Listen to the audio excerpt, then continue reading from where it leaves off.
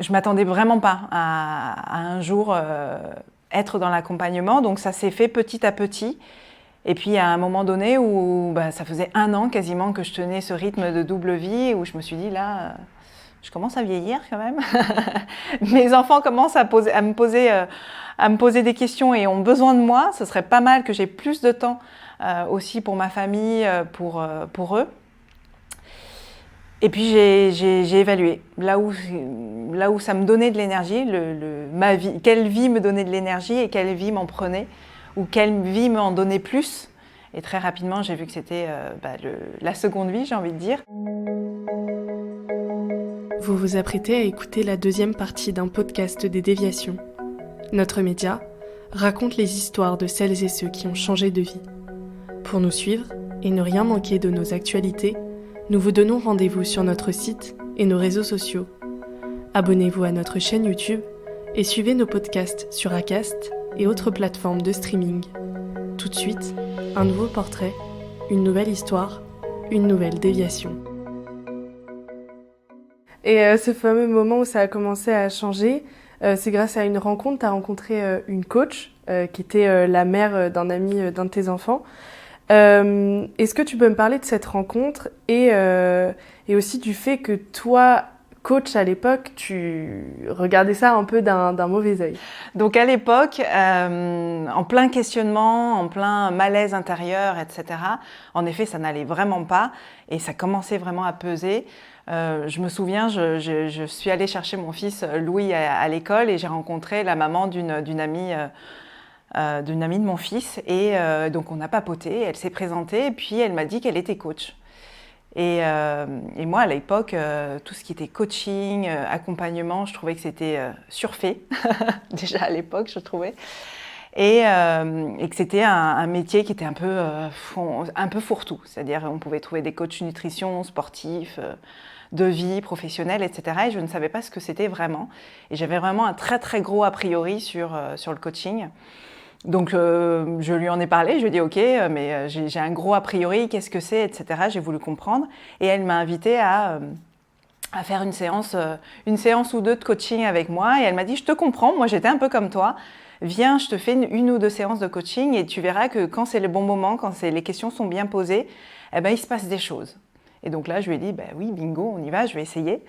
Et donc, je me souviens d'avoir pris un café, un petit déj avec elle, parce que je me suis dit, oui, on va faire une petite séance en mode tranquille, avec un café, un cappuccino. Et en à peine, j'ai envie de dire, une demi-heure, juste par un enchaînement de questions, elle m'a fait éclater en sanglots. Alors, chose rare pour moi, puisque je sais comment, à l'époque, je gardais vachement mes émotions et même je les étouffais. De me rendre compte que d'un seul coup, je me suis mise à pleurer et que finalement, j'ai compris, parce qu'elle a mené par son questionnement à me faire comprendre que cette envie d'Asie n'était pas juste l'Asie, mais vraiment le Vietnam. Ça a été vraiment une révélation pour moi, clairement. Et le Vietnam, est-ce que tu as compris pourquoi ? Enfin, pourquoi le Vietnam ? Est-ce que tu as aussi été aidée à comprendre ? Ah oui. Et pourquoi le Vietnam ? Oui, j'ai clairement compris pourquoi. Et ça a été vraiment presque un choc, j'ai envie de dire. C'est-à-dire que c'était à la fois parce que je ne connaissais pas du tout, c'est mes racines quand même. Et que j'avais vraiment envie de transmettre à mes enfants. Lorsque mon plus grand me posait des questions, maman, pourquoi chez mamie il y a un hôtel des ancêtres ou des choses qui étaient liées à la tradition vietnamienne, j'étais incapable de l'expliquer. Et je me suis retrouvée un peu bête plusieurs fois en me disant mince, c'est vrai que je ne sais pas pourquoi, c'est là, mais je ne sais pas pourquoi. Et j'avais vraiment envie de transmettre ça à mes enfants. Et puis l'autre raison aussi, c'était qui était tout aussi profonde, j'ai envie de dire, c'était mon papa est décédé, comme je l'ai dit, il y a plusieurs années en arrière, pendant que je faisais mes études de médecine. Et lui avait toujours rêvé de retourner en Asie et de retourner au Vietnam avant de mourir un jour. Et il n'a pas pu le faire. Et c'était vraiment, j'ai envie de dire, comme honorer sa mémoire, de pouvoir y retourner, de pouvoir y aller, puisque j'étais jamais allée, de pouvoir aller et puis faire cette expérience pour lui finalement et pour mes enfants. Et donc une fois que cette envie était un peu plus structurée dans ta tête, t'en as parlé à ton mari, comment est-ce qu'il a réagi ? Est-ce qu'il a été compréhensif ? Et en effet, quand j'ai expliqué à mon mari que c'était pour toutes ces raisons-là que j'avais cette envie viscérale et si oppressante finalement d'aller en Asie, mais pas en Asie, au Vietnam, parce que j'avais envie de transmettre à mes enfants, parce que j'avais envie d'honorer la mémoire de mes parents et pas que, enfin de mon père, mais aussi de mes ancêtres, etc., etc. C'était tellement une évidence pour moi finalement que c'est devenu une évidence pour lui et j'ai eu de la chance qu'il ait compris parce que lui, il n'a aucune racine vietnamienne, il est français complètement et il m'a suivi dans cette aventure, c'est-à-dire qu'il m'a dit « Ok, je comprends, laisse-nous juste un an et demi, finir notre expatriation africaine et puis si vraiment c'est aussi important pour toi, ben on va y aller, quoi qu'il arrive. » Et vous avez commencé par un voyage en mars 2019 pour aller un peu tâter le terrain, je vais dire, du pays. Est-ce que tu peux m'expliquer comment ça s'est passé là-bas quand tu es arrivé? Est-ce que ça a été une révélation? Et tu m'avais parlé aussi du vol retour où pour toi tu t'es dit c'est une évidence ce pays, il faut absolument que j'y aille. Et c'est vrai que on avait décidé, quoi qu'il arrive, de partir 1 an et demi après cette discussion là que j'ai eue avec mon époux au Vietnam, que ce soit parce qu'on a trouvé un métier tous les deux là-bas, un emploi, ou juste partir à l'aventure, 2 enfants, 8 valises et puis basta. Mais avant ça, quand même, il fallait qu'on vérifie que ça ne soit pas une grosse bêtise, puisqu'on avait des enfants quand même et on ne pouvait pas faire n'importe quoi. Donc on est parti en mars 2019 faire 10 jours de repérage à Ho Chi Minh, dans le sud du Vietnam. Et on s'est rendu compte, en fait, on est arrivé à Ho Chi Minh avec juste 1 ou 2 contacts. Et très rapidement, au bout du 2e jour de rendez-vous, on a fini à avoir 4-5 contacts par jour, 4-5 rendez-vous par jour. Et on s'est rendu compte que finalement, c'était très facile, entre guillemets, de rencontrer du monde et de créer un réseau. Donc on s'est dit, déjà professionnellement, c'est intéressant, on peut trouver facilement. Et puis après, personnellement aussi, on a pu goûter à la vie locale, voir si ça nous convenait, voir si le quartier qu'on avait choisi était quelque chose qui était bien pour les enfants, pour nous. Et pareil, c'était quelque chose qu'on a validé et je me souviens, parce que c'était quand même un coup de folie de partir potentiellement comme ça à l'aventure, parce que c'était une option. Dans le vol retour, lorsqu'on a décollé du Vietnam pour rentrer en Côte d'Ivoire, je me souviens, j'étais au niveau du hublot et lorsque j'ai regardé l'avion décoller, et d'ailleurs j'ai la chair de poule encore d'ailleurs, je me souviens d'avoir eu une montée de larmes et de me dire en fait c'est exactement là où on doit être, et pas que mais vraiment où on doit être d'ici quelques temps. Et c'est ce qui me semblait totalement logique de faire et c'était ce pays-là et pas ailleurs. Et pourquoi cette envie de vivre dans le pays et pas juste un long voyage, par exemple? Je sentais vraiment qu'il fallait qu'on aille habiter là-bas, au Vietnam, parce que on avait fait déjà des petits voyages de 15 jours, on en avait fait 2. Un seul avec mon époux, un avant quand j'étais beaucoup plus jeune. Mais on avait fait un voyage avec mon époux et mes enfants en 2017, juste de 15 jours, et c'était pas suffisant. Parce que pour renouer, en tout cas, c'était comme ça que je le sentais, pour renouer avec la tradition vietnamienne, avec l'histoire, avec la compréhension de la culture vietnamienne, du fonctionnement des Vietnamiens, de mes ancêtres finalement. Je ressentais le besoin de passer vraiment du temps en fait sur place, pas juste 1 semaine, pas 2 semaines, pas 1 mois, tout ça c'était pas suffisant. J'avais vraiment besoin et je pensais et c'est toujours le cas, qu'il fallait qu'on soit complètement immergé dans cette culture. Et pour le coup, être immergé dans cette culture, c'est y vivre 24 heures sur 24, y travailler, voilà. Et donc en août 2019, c'est le grand départ. Comment est-ce que vous vous sentez? Comment vous vous préparez avec ta famille? Et aussi, comment réagissent tes proches au fait que tu t'en vas, tu quittes l'Afrique, tu pars encore plus loin de la France en termes de kilomètres? Je me souviens que cette décision de partir au Vietnam a été annoncée officiellement un peu à tout le monde après mars 2019. Et pour nous, c'était mûri déjà depuis on va dire, août 2018. Donc pour nous, on était prêts. Mais c'est vrai que l'annoncer à la famille, ça a été et aux amis aussi. Ça a été pas toujours facile et pas toujours accepté. La famille, ça a été compliqué, parce que, et notamment ma maman qui n'avait pas compris pourquoi on lâchait tout, que ce soit 2 super postes, un poste d'expatrié, un super poste pour moi qui n'était pas forcément un poste d'expatrié, mais quand même dans de magnifiques conditions, un pays où on se sentait bien, un cadre, une école, enfin vraiment, j'ai envie de dire, tout ce qu'il fallait pour être heureux, et partir à l'aventure au Vietnam. Parce que finalement, on a décidé de partir à l'aventure au Vietnam. On n'avait pas trouvé de job tous les deux pour aller au Vietnam. Donc on est vraiment partis à l'aventure au Vietnam. Donc tout lâcher pour partir dans un pays qu'on ne connaît pas, sans avoir de boulot, avec 2 enfants en bas âge. C'était de la pure folie pour la famille. Ensuite, une partie de la famille a quitté le Vietnam aussi dans des situations qui n'étaient pas évidentes, de guerre, etc. à l'époque. Et revenir potentiellement, voir quelqu'un de la famille revenir au Vietnam, c'est aussi quelque chose qui a été émotionnellement dur pour certaines personnes de la famille, parce que on a tout fait pour partir. Pourquoi tu es en train de revenir? Qu'est-ce qui te prend? N'oublie pas une partie de tes ancêtres qui, bon, bref, je la fais courte, mais ça a été aussi compliqué pour la famille. Et les amis, par contre, ils nous ont tous trouvés complètement dingues, en disant, ça y est, ils sont en train de faire leur crise de la quarantaine avant l'heure.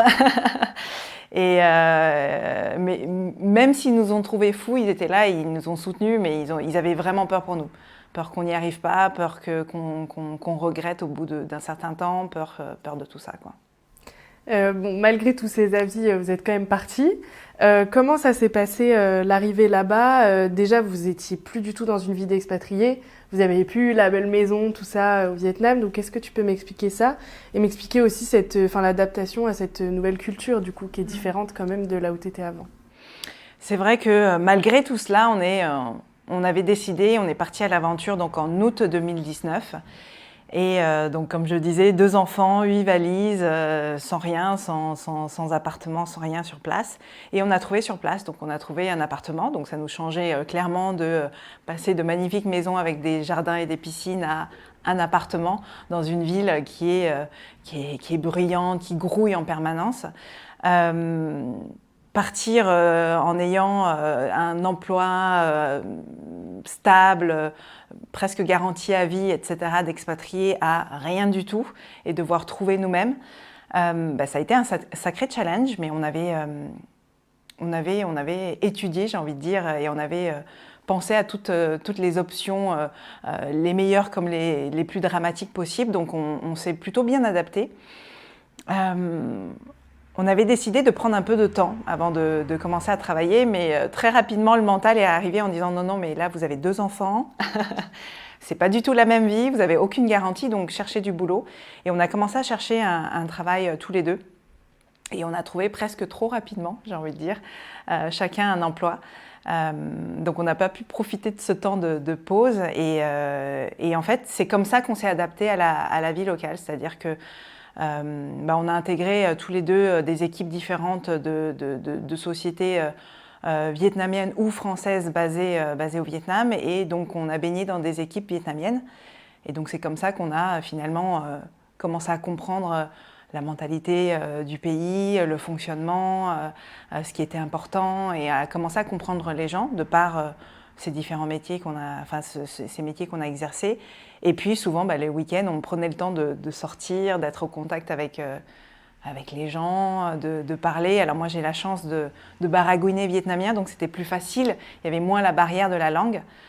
Donc c'est comme ça qu'on s'est créé un petit peu ce cocon, et puis surtout cette adaptation au pays. Et donc toi, tu es quand même retournée vers un poste donc en logistique, si je me souviens bien. Pourquoi? Alors qu'avant, tu avais plutôt des envies de changer, de trouver un autre métier, et là au final, tu retournais à une expérience que tu avais un peu déjà vécue. Pourquoi est-ce que tu as décidé de pas tout de suite changer de métier, mais de retourner un peu vers une autre expérience? C'est vrai que déjà en Côte d'Ivoire, comme je disais, je me posais des questions déjà de ce que je voulais faire, et j'avais commencé déjà via l'accompagnement, le coaching avec mon ami, via aussi plein de bouquins et de formations que j'avais pris autour de de tout ce qui était développement personnel, thérapie, accompagnement. J'avais déjà cette envie, en effet, d'essayer de trouver quelque chose qui m'anime, qui me fasse vibrer. Mais c'est vrai qu'arrivé au Vietnam, les peurs m'ont rattrapée, clairement. Les peurs m'ont rattrapée, c'est-à-dire que je me suis dit, ok, est-ce que je vais me lancer là dans je ne sais pas quoi. Déjà, à l'époque, je ne savais pas trop ce que je voulais faire encore. Il faut peut-être que j'ai un salaire qui tombe tous les mois. Et puis, ça me permettait aussi, en effet, de connecter avec des Vietnamiens et de comprendre leur mentalité. Et c'est vrai que c'était quelque chose qui était logique à ce moment-là pour moi de reprendre un emploi dans ce que je connaissais, même si ce n'était pas forcément ce que j'avais envie de faire et je savais que je n'allais pas le faire longtemps. J'avais aussi prévenu les personnes qui m'ont embauchée que ça n'allait pas durer. Et donc c'est pour ça que je me suis lancée dans cet emploi-là, en me disant que c'était sur une courte période. En fait, tu avais un peu la peur de trop de nouveaux. Tu avais déjà un nouveau pays. Si en plus tu rajoutais un nouveau job avec quelque chose où tu pars de zéro, c'était peut-être ça aussi qui te faisait peur? Complètement. En fait, j'avais peur en effet de trop de nouveaux, trop d'insécurité. Parce qu'il y avait le Vietnam qui était nouveau, il y avait la scolarité des enfants qui était nouvelle, puisque dans des langues, ok, un peu le français, mais aussi de l'anglais, du vietnamien, etc. Il y avait la non-connaissance du pays, il y avait le non-salaire qui tombait, parce qu'on est parti sans rien. Donc il n'y avait pas une sécurité financière lorsqu'on est arrivé. Donc il y avait tout ça qui a fait qu'il y avait toutes ces peurs qui sont activées. Et je me suis dit, ok, la meilleure des solutions, c'est me rassurer au minimum sur au moins le côté financier et d'avoir quelque chose qui tombe tous les mois à 2 déjà au début et puis voir qu'est-ce qu'on fait après.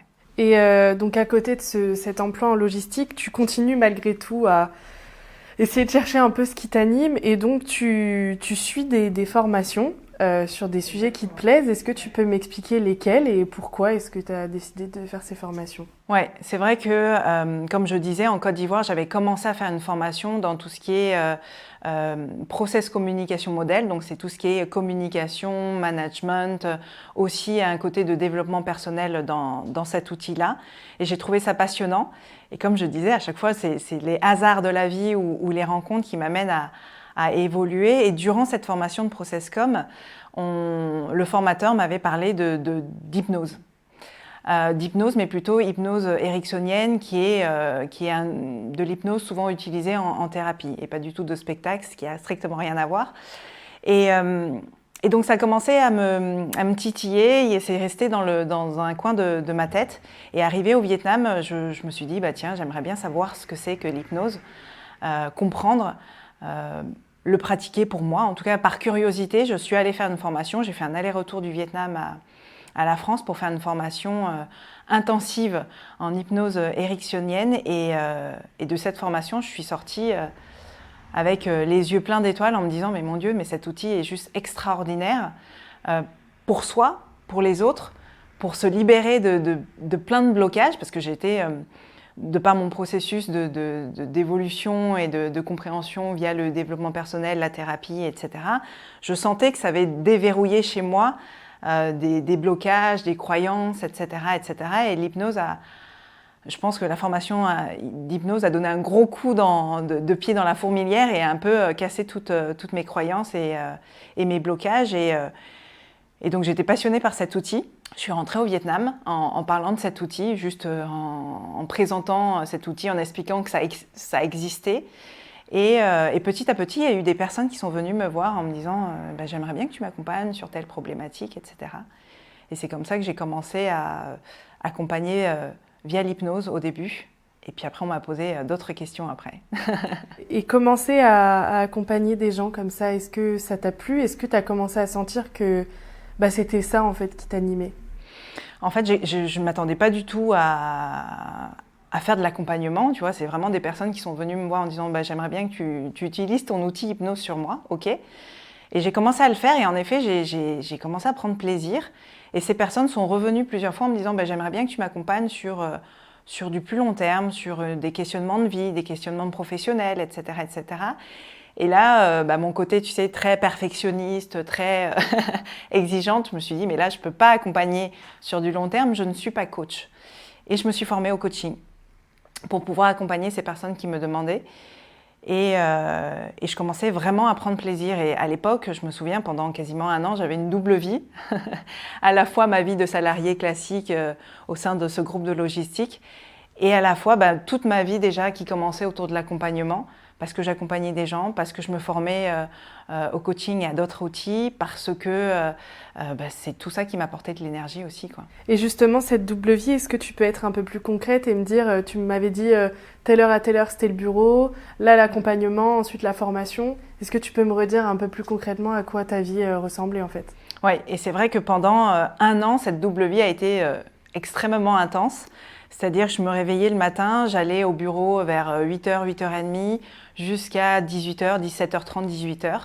Je rentrais, je m'occupais de mes enfants tant que je pouvais, je les couchais et puis à partir de 20h, quelquefois j'avais déjà des accompagnements, que ce soit en thérapie, que ce soit en coaching classique.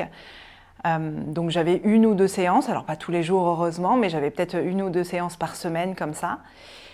Et puis, 1 à 2 fois par semaine, en effet, puisque je me formais au coaching et c'était en distanciel, j'avais des cours qui commençaient à 2h du matin. Donc, je me réveillais à 1h30 du matin, 2 fois par semaine. Et j'étais avec mon casque audio par Zoom pendant quasiment 2 heures à suivre des cours. Je me recouchais pendant 1 heure ou 2. Et puis, je recommençais ma journée. Mais c'était extrêmement intense et je ne sais même pas avec le recul comment j'ai tenu, mais je pense que c'était... J'aimais tellement ce que je faisais dans tout ce qui est accompagnement et j'adorais tellement tous ces outils que je trouvais l'énergie de me réveiller et de tenir le rythme. Ouais. Et toi qui avais justement des a priori il y a très longtemps sur ce métier, le fait de, peut-être fait accompagner, ça tu l'avais fait il y a quelques années, mais de là accompagner des gens, est-ce que tous les a priori que tu avais sur ce métier se sont effacés en fait ? Oui, alors par rapport à tous les a priori que j'avais sur accompagnement, coaching notamment, ça s'est évaporé très rapidement, notamment lorsque j'ai commencé de faire des séances de coaching avec mon ami. Et surtout, en effet, lorsque j'ai commencé moi à accompagner, c'est-à-dire que vraiment quand on pose les bonnes questions au bon moment, il se passe des choses chez la personne et c'est juste extraordinaire à voir les changements, les déverrouillages, comme j'aime bien le dire, de croyances ou de blocages. Et oui, aujourd'hui, j'ai aucun doute que tout ce qui est accompagnement, notamment coaching, thérapie, etc., sont des outils extraordinaires qu'il faudrait spreader vraiment au maximum, quoi, parce qu'il suffit de quelques séances, tout simplement, quelquefois, pour que tout change, ouais. Et donc, à partir de quand tu t'es dit cette activité que je fais à côté de mon travail, je vais la faire à plein temps et je vais quitter mon entreprise? Ça s'est pas fait tout de suite parce que de décider de me lancer vraiment full-time, en temps plein dans l'accompagnement, ça s'est pas fait tout de suite parce que je ne pensais pas du tout. Un jour, passer par cette case de l'accompagnement. J'y passais par cette case parce que je sais qu'il y aura d'autres choses aussi qui vont m'attendre, toujours autour des personnes, de l'accompagnement, etc. Mais peut-être pas sous cette forme. Mais je ne m'attendais vraiment pas à un jour être dans l'accompagnement. Donc ça s'est fait petit à petit. Et puis à un moment donné où ça faisait 1 an quasiment que je tenais ce rythme de double vie, où je me suis dit là... je commence à vieillir quand même. Mes enfants commencent à me poser des questions et ont besoin de moi. Ce serait pas mal que j'ai plus de temps aussi pour ma famille, pour eux. Et puis j'ai évalué là où ça me donnait de l'énergie, ma vie, quelle vie me donnait de l'énergie et quelle vie m'en prenait, ou quelle vie m'en donnait plus. Et très rapidement, j'ai vu que c'était la seconde vie, j'ai envie de dire, et dans l'accompagnement. Donc, au bout de, on va dire, 10 mois, 1 an, j'ai décidé de lâcher mon emploi dans cette société de logistique pour me lancer pleinement en tant que coach, accompagnante, thérapeute. Et alors, les premiers pas en tant que personne à son compte, du coup, parce que t'es entrepreneur finalement, comment c'était? Est-ce que tu as rencontré des difficultés? Est-ce que c'est un mode de fonctionnement qui t'a plu d'être seule? Alors, déjà, quand j'ai pris la décision de me lancer à mon compte, pareil, famille, amis m'ont dit mais t'es folle, qu'est-ce que tu fais? Ça y est, deuxième crise, deuxième crise de l'avant-quarantaine. Parce que je ne connaissais strictement rien au métier d'entrepreneur, enfin en tout cas à la case entrepreneur, je ne connaissais strictement rien. Et donc, comme je ne connaissais rien, j'avais de toute façon décidé, lorsque je me suis lancée, d'être accompagnée. Donc, j'ai été accompagnée, moi, par des consultants, etc., pour m'expliquer comment ça fonctionne, finalement, l'entrepreneuriat, pour ne pas me planter. Et c'est vrai que ça a été hyper challengeant. Parce qu'en effet, quand tu es entrepreneur, tu es seul, tu n'as plus de collègues. Quand tu es entrepreneur, c'est toi qui donnes ton propre rythme. Donc tu peux procrastiner 3 fois plus aussi, comme travailler 3 fois plus. Donc on peut tomber dans les deux travers. Tu peux, c'est toi qui tiens ta barque, donc c'est à toi de faire rentrer les finances, c'est à toi de créer ton réseau. C'est vraiment, en fait, c'est pas qu'un métier. Entrepreneur, c'est tous les métiers du monde, j'ai envie de dire. Et ça a été difficile au début. Heureusement que j'ai accepté et j'ai choisi de me faire accompagner pour comprendre comment ça fonctionnait. Et puis la solitude, je savais déjà avant de me lancer que la solitude pouvait me peser, sachant que j'aime les gens et que j'adore interagir. Donc j'ai créé déjà en amont énormément de liens. Donc c'est moi qui suis allée vers d'autres entrepreneurs, vers d'autres accompagnants, vers des personnes, et je me suis créé finalement des collègues, des équipes, des collabos. Donc j'ai créé quand même très rapidement une petite équipe comme ça, avec qui je pouvais échanger, partager les difficultés, être soutenu ou soutenir.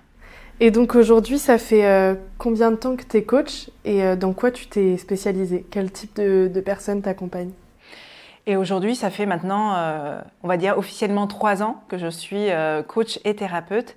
Et j'accompagne, ce qui m'anime, j'accompagne vraiment, c'est accompagner des personnes à sortir un peu des cases, j'ai envie de dire, du salariat. Tu vois, c'est un peu le profil bon élève qui a suivi ce que papa et maman ont voulu, qui ont coché les cases d'une vie professionnelle plutôt réussie, qui ont gravi les échelons et qui un jour se réveillent en se disant « mince, peut-être que je me suis oubliée, peut-être que je ne me suis pas assez écoutée et peut-être que finalement je peux faire toute autre chose et j'ai envie d'avoir plus de sens, j'ai envie d'avoir plus d'impact dans ma vie. » Et l'entrepreneuriat est potentiellement un chemin qui m'appelle parce que me donne cette liberté, parce que me donne cette opportunité de grandir.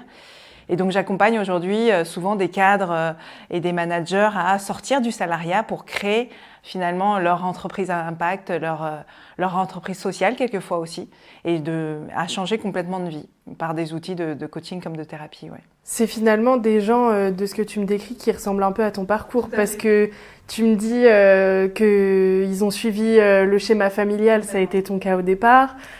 Aussi le côté de cocher toutes les cases, tu as quand même occupé des hauts postes. Donc au final, tu accompagnes des gens qui ont une expérience similaire à la tienne. Complètement, c'est souvent ce qu'on voit hein, finalement dans les accompagnements. On accompagne des personnes qui nous ressemblent.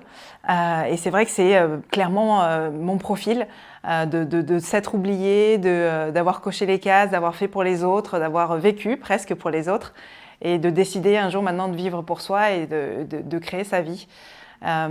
Et aussi de faire sauter ces blocages. Parce que souvent, quand on est comme ça, au début, on a énormément de blocages, énormément de croyances, énormément de poids familial qui sont sur nos épaules et de finalement faire sauter tout ça, transformer tout ça pour le rendre plus libre.